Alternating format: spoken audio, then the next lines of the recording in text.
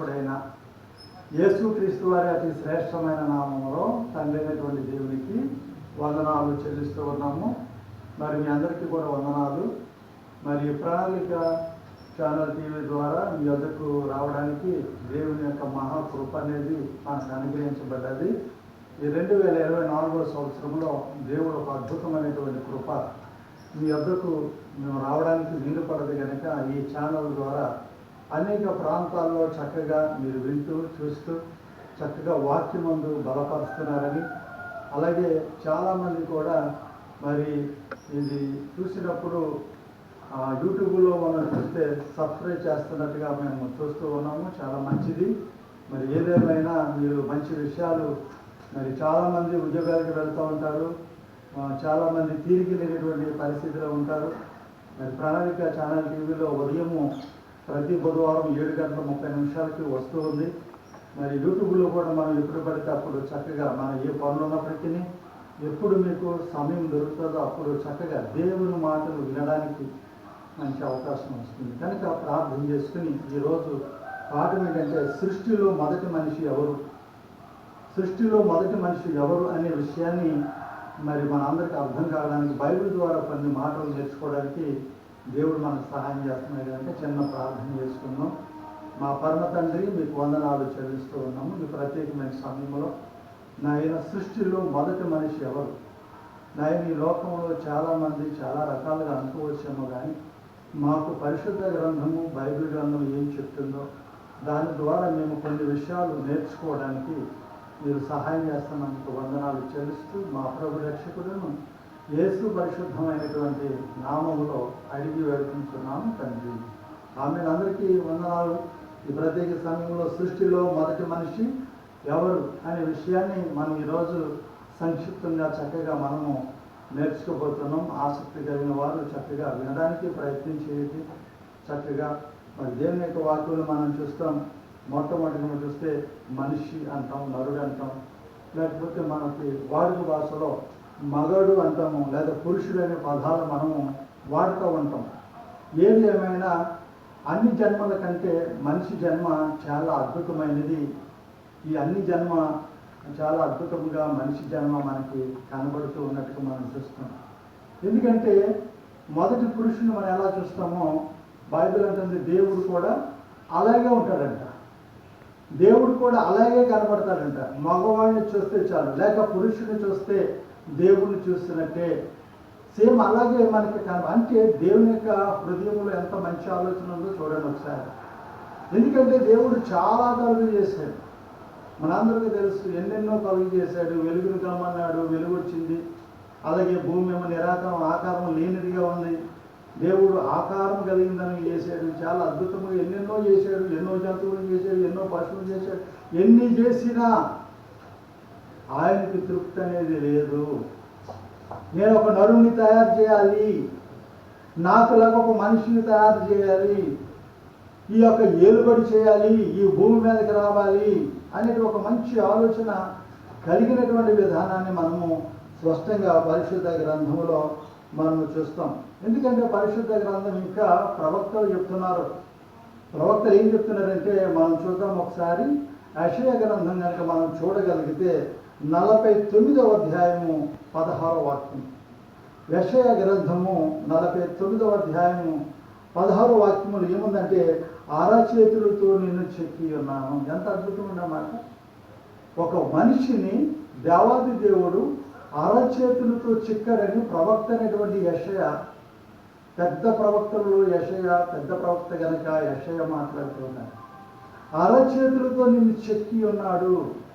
ఎంత అద్భుతం. నిజంగా కన్ను ఏమైనా మర్చిపోయాడు, అయినా చేతులు మర్చిపోయాడా, ఏది మర్చిపోయాడు. ఒకవేళ మర్చిపోయినట్టుగా ఉంటే ఈ రోజు అందరూ గుడ్డోడి కింద ఉండరు, అందరూ లేక చేతులు లేని వాళ్ళకే ఉండరు. ఏదో ఒక అవయవాన్ని ఎప్పుడు కూడా ఆయన మర్చిపోయాడు. ఆయన చాలా దృష్టి ఉంచాడు. ఆయన జిగట మట్టిని తీసి బైబిల్ మనకి చెప్తూ ఉంది మనిషిని తయారు చేశాడని. మట్టితోటే చేశారనడానికి రుజువులు బైబిల్ గ్రంథంలో మనకి కనబడుతూ ఉంటాయి. కనుకనే సృష్టిలో మొదటి మనిషి ఎవరు అనే విషయాన్ని మనం జ్ఞాపకం చేసుకుంటాం. సృష్టిలో మొదటి మనిషి ఎవరు అంటే మనం చూస్తూ ఉంటాం. దేవుడు ఎలా చేశాడో మనిషిని మనం చూస్తాం. కానీ మనిషిని తయారు చేయకముందే దేవుడు మనిషికి ఏ అవసరతలు అవసరమో, ఏది దేవునికి అవసరమో అని దేవుడు ముందుగానే సిద్ధం చేశాడు. మనందరికీ తెలుసు, మనకు అవసరమైనవి గాలి, నీరు, ఆహారం. ఈ గాలి, నీరు, ఆహారం లేకపోతే మనిషి బతుకుతాడా చెప్పండి? గాలి ఉందనుకోండి, మరి గాలి ఉంటే నీరు లేకపోతే మనిషి బతుకుతాడా? నీరే ఉందనుకోండి, నీరు లేకపోతే మనిషి బతుకుతాడా? నీరే. అలాగే ఆహారం లేకపోతే మనిషి బతుకుతాడా? మూడు ఉండాలి. గాలి ఉండాలి, నీరు ఉండాలి, ఆహారం ఉండాలి. కనుకనే దేవుడైనటువంటి యెహోవా ముందుగానే ఆలోచన చేసి, ముందుగానే మానవుని కలుగజేయకముందే ఆలోచన కలుగజేసి గాలి ఇచ్చాడు, అలాగే నీరు ఇచ్చాడు, అలాగే మంచి పదార్థాలు, ఫల వృక్షాలు ఇచ్చాడు. ఇవన్నీ చేసిన తర్వాతే దేవుని యొక్క మదిలోనికి ఒక మంచి ఆలోచన వచ్చింది. ఏంటి ఆ మంచి ఆలోచన అంటే, నేను ఒక నరుడిని చేయాలి, ఆ నరుడు నాకులాగానే ఉండాలి. కనుక ఎలా చేయాలనేది దేవాతి దేవుడు ఆలోచన చేశాడంట. ఎలా ఆలోచన చేశాడనేది పరిశుద్ధ గ్రంథం మనకి చెప్తూ ఉంది. ఆదికాండము 2వ అధ్యాయము 7వ వాక్యము. ఆదికాండము 2వ అధ్యాయము 7వ వాక్యంలో కనుక మనం చూస్తే, నేల మట్టితో మనిషిని నిర్మించి అని మనం కనబడుతుంది. ఏమంటారండి? నేల మట్టి అంటే ఈ శరీరము మట్టి చేత చేయబడ్డాది అనే దానికి రుజువు. నేల మట్టితో చేయబడ్డాది. కనుక చూడండి, ఈ మనిషి యొక్క దేహం లేకపోతే యొక్క మనిషి యొక్క శరీరాన్ని మనం జ్ఞాపకం చేసుకుంటే మనం చూడవలసింది ఏంటంటే, మీరు ఎన్ని సబ్బులతో స్నానం చేసినా, ఏ సంతులు సింతాలు లేకపోతే వేరే సబ్బులతో స్నానం చేసినా, స్నానం చేసిన తర్వాత మీ చేతి పట్టి నలుపుతే వచ్చేది ఏంటంటే మట్టి మాత్రం. అందుకని ఇది మట్టితో చేయబడుతుంది. ఏ బంగారం వస్తుందో రాదు, వెండి వస్తుందో రాదు, ఇనుము వస్తుందో రాదు. ఎందుకంటే అది కరెక్ట్ కాదు కనుక, మట్టే కరెక్ట్ కనుక దేవుడైన యెహోవా నేల మట్టితో మనిషిని చేశారు. అది ఎంత అద్భుతమైనటువంటి విషయం చూడండి. లేఖనం చెప్తూ ఉంటుంది, 6వ రోజున మనిషిని తయారు చేశాడని పరిశుద్ధ గ్రంథం మనకి బోధిస్తూ ఉంటుంది. కనుక 6వ రోజున మనిషిని దేవాతి దేవుడు మనకి చేశాడు. చక్కగా ఆయన చేసే విధానంలో ఏమాత్రము కూడా ఆయన అజ్ఞానంగా లేడు, చాలా జ్ఞానం కలిగి ఉన్నాడు. ఆయన ఒక కన్ను తయారు చేసేటప్పుడు, ఒక ముక్కు తయారు చేసేటప్పుడు, ఒక పెదాలు తయారు చేసేటప్పుడు, చెవులు తయారు చేసినప్పుడు అన్ని భాగాలు కూడా ఏమీ మర్చిపోలేదు. ఎంత జాగ్రత్తగా ఉన్నాడు చూడండి.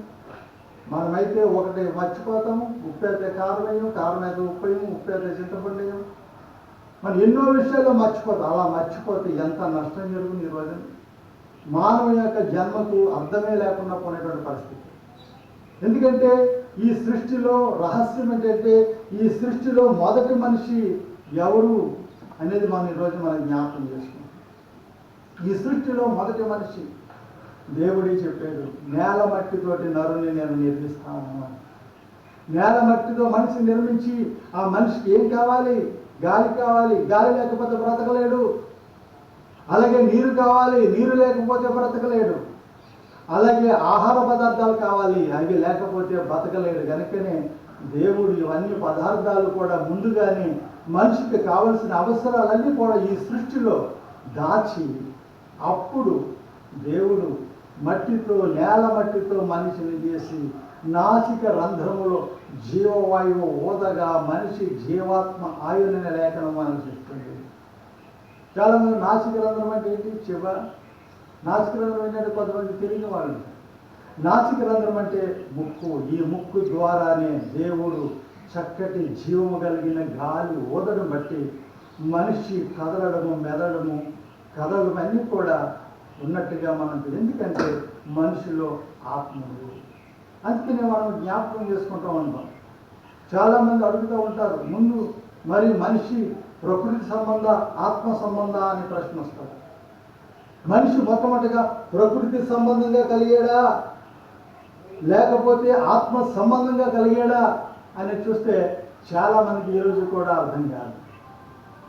చాలామందిని అడిగితే అమ్మ ముందు ప్రకృతి సంబంధమైనదా ఆత్మ సంబంధమైనది మొదట కలిగిందా అంటే చెప్పలేని వారు.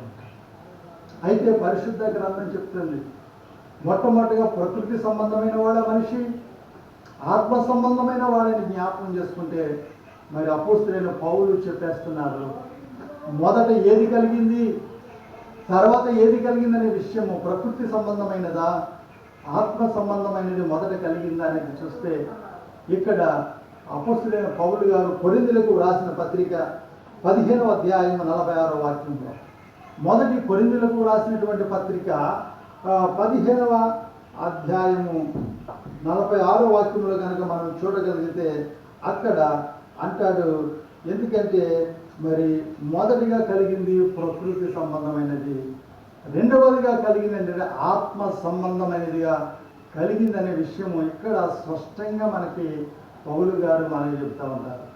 కనుకనే ఈ ప్రకృతి సంబంధమైనది ఆత్మ సంబంధమైనది మనం చూస్తే మరి ప్రకృతి సంబంధం అంటే మొట్టమొదటిగా మనిషిని తయారు చేసింది నేల మట్టితోటి చేసేది కనుక మొట్టమొదటిగా ప్రకృతి సంబంధమైన బైబిల్ చెప్తూ ఉంది. ఎప్పుడైతే నాసిక రంధ్రములో జీవవాయు ఊదగా జీవించి ప్రాణి అయ్యాడో అప్పటి నుంచి ఆత్మ మనుషులోనికి ప్రవేశించబడ్డది, అప్పుడే జీవించి ప్రాణి అయ్యాడు. చక్కగా తెలివిని నేర్చుకున్నట్టుగా పరిశుద్ధ గ్రంథం మనకి బోధిస్తూ ఉంది. కనుకనే ఈ విషయాలన్నీ కూడా మనం జ్ఞాపకం చేసుకుంటే మరి ఎంత అద్భుతంగా ఉంటాయో. మనము ఈ సృష్టి యొక్క మరి సృష్టి రహస్యములో లేకపోతే సృష్టిలో మొదటి మనిషి ఎవరు అనేది స్పష్టంగా బైబిలే మనకి స్పష్టంగా బోధిస్తుంది. కనుక ఆ మొదటి మనిషి కోసమే దేవుడు మాట్లాడాడు. ఆ మొదటి మనిషి కోసం ఎంత చక్కగా మాట్లాడాడో మనం చూడగలిగితే ఆదికాండము మనం చూడగలిగితే మొదటి అధ్యాయము 26 నుండి 31 వరకు మనం చూడగలిగితే ఆదికాండము మొదటి అధ్యాయము 26 నుండి 31 వరకు చూస్తే అక్కడ దేవుడిని యెహోవా చాలా మంచి విషయాలు బోధిస్తున్నారు. ఏంటి ఆ విషయాలంటే ఆయన అంటున్నాడు, మన స్వరూపమందు మనగా పోలిక చొప్పున అనే మాటలు మనకు కనబడతాయి. మన స్వరూపము మన పోలిక ఎంత అద్భుతమైన విషయాలు మనం చూస్తున్నాం చూడండి. ఎందుకంటే ఆయన మరి స్వరూపముగా రావాలంటే ఆయన పోలికగా రావాలంటే ఆయన చక్కగా ఈ విషయాన్ని మనకి మరి చెప్తున్నట్టుగా మనం చూస్తాం. ఎందుకంటే పోలికైన మాట మనం చూస్తాం కదా. చూడండి, మన పిల్లలు బడికి వెళ్తూ ఉంటారు, రే అబ్బాయి వంకాయ బొమ్మ ఇలా అంటారు. వంకాయ బొమ్మ అంటే ఏం వేస్తారు? ముందు పెన్సిల్ తీసుకుంటాడు, చక్కగా వంకాయ బొమ్మ అలాగా పోలిక చేస్తాం. మన పోలికను చూసి చెప్పేయచ్చు. మనం ఆ పోలికను చూసి ఇది వంకాయ, ఇది పోలికను చూసి ఇది బెండకాయ, ఇది పోలికను చూసి ఇది పచ్చిమిరకాయ. చూడండి, ఒక పోలికను బట్టి మనం చెప్పేయచ్చు. కనుకనే ఇక్కడ దేవుని పోలిక, మనిషి ఎలా ఉన్నాడంటే దేవుని పోలిక, దేవుని యొక్క రూపము స్వరూపముతో దేవుడు చేశాడు. అతనికి దేవుడు ఒక మంచి పేరు పెట్టినట్టుగా మనం చూస్తాం. ఆదికాండము 2వ అధ్యాయం 19వ వాక్యంలో ఖచ్చితంగా చెప్తుంది. ఆదికాండము 2వ అధ్యాయం 19వ వాక్యంలో ఏం చెప్తుందంటే ఆదాము అనే మాట అక్కడ మనకి క్లారిటీగా కనపడుతుంది. మొదటి మనిషి ఎవరు అనుకుంటున్నాం మనం, ఎవరెవరో పేర్లు చెప్తాం కానీ బైబిల్ గ్రంథం మనకు అలా చెప్పడం లేదు. బైబిల్ గ్రంథంలో చెప్పేది ఏంటంటే ఆదాము అనే మాట మనకి కనపడుతుంది. ఆదాముకు ఎన్నో పేర్లు కూడా దేవుడు ఒక అవకాశం ఇచ్చాడు. ఆదామా ఇంటికి ఏ పేర్లు పెడతావో పెట్టన్నాడు. ఈరోజు ఆ పేర్లు చేతనే మనం పిలిపిస్తున్నాం. పులి ఉంది, అది ఎవరు పెట్టాడు? ఆదాం పెట్టినయే. సింహం ఉంది, లేడుంది, ఈ జంతువులన్నింటికి కూడా పేర్లు పెట్టింది ఎవరంటే మొట్టమొదటి మనిషి ఆదామే వాటికి పేర్లు పెట్టి ఆ పేర్లు పెట్టి ఈరోజు నేను పిలిచినా, మీరు పిలిచినా, ఉన్నతమైన అధికారులు పిలిచినా, ఎవరు పిలిచినప్పటికీ కూడా మనం చూసేది ఏంటంటే ఆదాము పెట్టిన పేర్లతో పిలుస్తున్నాం కానీ వేరే పేర్లు మనం పిలవడం లేదనే సత్యం పరిశుద్ధ గ్రంథం చెప్తుంది. కనుకనే సృష్టిలో మొదటి మనిషి ఎవరంటే మీకు తేల్చి చెప్పేది ఆదామని చెప్తుంది. ఆ తర్వాత దేవుడు నరుడు ఒంటరిగా ఉండడం మంచిది కాదని అవ్వను కూడా చేసినట్టు విధానం మనకు తెలుస్తూ ఉంది. అవ్వ విషయంలో కూడా మనము ఎన్నో విషయాలు మనము చూడగలుగుతాం. ఎందుకంటే అవ్వ కూడా చక్కగా మరి దేవుని యొక్క కృపను పొంది ఆమె కూడా చక్కగా ఆదాము అవ్వలుగా స్త్రీలు పురుషులు కలిసి ఉండేలాగా దేవుడికి మంచి అవకాశం ఇచ్చారు. ఆదాము అవ్వను బట్టి సృష్టి ప్రారంభమైంది.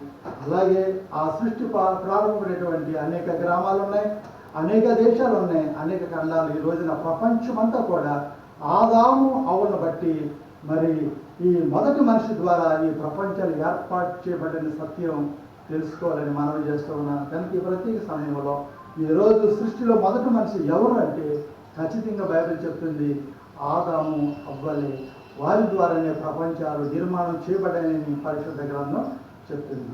దేవుని చిత్తమైతే మరొకసారి మరొక అంశం ద్వారా మనం కలుసుకుందాం, ప్రార్థన చేసుకుందాం. దయగలిగినటువంటి తండ్రి వందనాలు. ఈరోజు ప్రత్యేకముగా సృష్టిలో మొదటి మనిషి ఎవరు అనే విషయాన్ని పరిశుద్ధ లేఖనం ద్వారా కొన్ని సత్యాలు నేర్చుకోవడానికి కృపించినందుకు వందనాలు చేస్తున్నాం. మా జీవితాల్లో గొప్ప కార్యాలు మీరు చేయండి. వింటున్న ప్రతి వారిని ఆశీర్వదించమని యేసు నామములో అడుగుతున్నాము తండ్రి. ఆమేన్. అందరికీ వందనాలు. దేవుడు మీ కుటుంబాలను దీవించి ఆశీర్వదించును గాక. ఆమేన్.